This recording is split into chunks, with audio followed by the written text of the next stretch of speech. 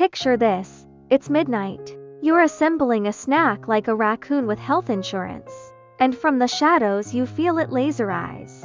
Your cat slides into frame like a tiny food critic. You break off a piece. Then freeze. Can cats eat this? Or are you about to fund the emergency vet's new boat? Let's end the guesswork right now with the simple, real-world playbook for human foods your cat can safely sample and the 5 hard absolutely nots you should never test. Start with the ground rule. Cats are obligated carnivores. Meat is home-based.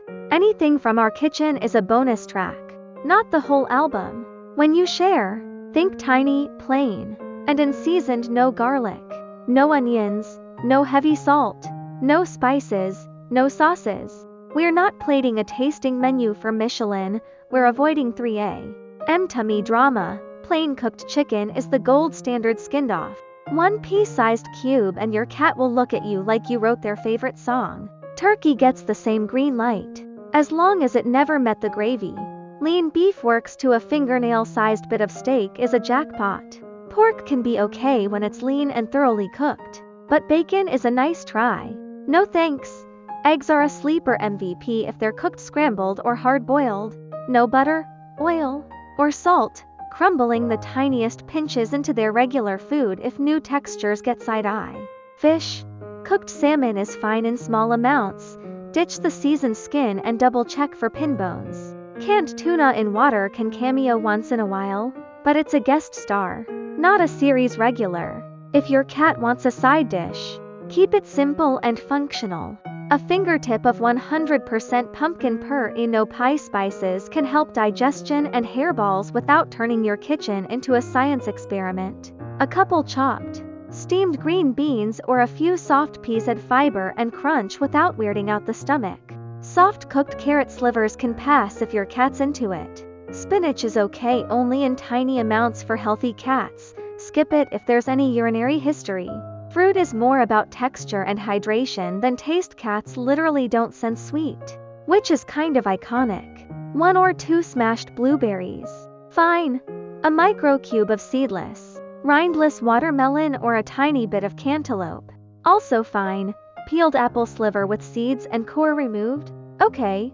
Banana coin the size of a Cheerios? Some cats nod yes. Others filed a complaint. Either response is valid. Dairy has great PR and bad results. Many adult cats are lactose intolerant. If yours isn't, a rare lick of plain, unsweetened yogurt is usually tolerated. Cheese is similar but salty and rich, so crumbs only and not often. Grains and starches aren't necessary but won't ruin the day in microscopic portions. Plain cooked rice, a speck of plain pasta, or a tiny dab of plain oatmeal is safe. Just nutritionally meh. Peanut butter lives in the why bother zone. Sticky, fatty, salty, and if it contains xylitol, it's a hard no. If your cat steals a fingertip, it's not DEFCON 1, but don't make it a thing. Now for the 5 red flag foods to avoid. Full stop. 1. Onions, garlic, and the whole allium cruce scallions. Shallots, leeks, powders, salts, even a little, especially over time, can harm red blood cells. If a dish smells savory, assume it's spiked with allium and keep it to yourself. 2. Chocolate and caffeine. No chocolate of any kind. No coffee, tea, or energy drink contact. Your cat doesn't need turbo zoomies. 3. Grapes and raisins. The risk is a huge deal in dogs and concerning enough in cats to make it a no experiment zone. 4. Artificial sweeteners, especially xylitol, often in sugar-free gum, some peanut butters, baked goods, and syrups. Read labels like you mean it. 5. Alcohol and unbaked yeast dough. Cats are tiny, it doesn't take much for a big problem. Raw dough can expand and create alcohol, that's a hard pass. A few more smart exclusions. Cooked bones splintered like tiny daggers don't. Raw fish can carry parasites and an enzyme that messes with thiamine. Raw meat in general is a bacterial coin toss unless your vet built the plan. Ultra salty processed meats. Pepperoni, hot dogs don't do it. Spicy foods are for humans who make bold choices.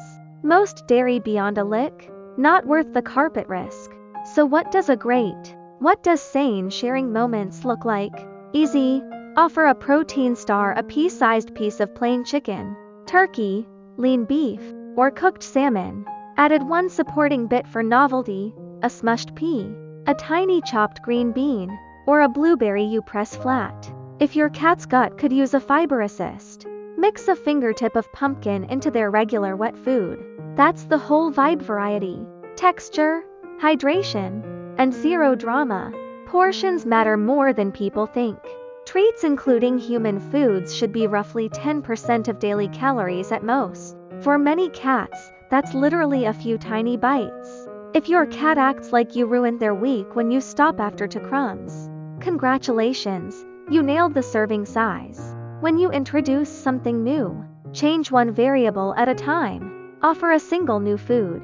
Watch for any GIS upsets. And if anything seems off: loose stools, vomiting, weird behavior, pause and revert. Some cats have iron stomachs, others are delicate teacups. Neither is wrong, just calibrated. If your cat has medical conditions: kidney disease, diabetes, pancreatitis, urinary crystals, allergies, stick to the vet-approved plan. Even safe human treats can complicate certain diets, especially fishy extras with urinary issues. In those cases, boring equals kind. And let's retire a few myths. Milk is a wholesome classic.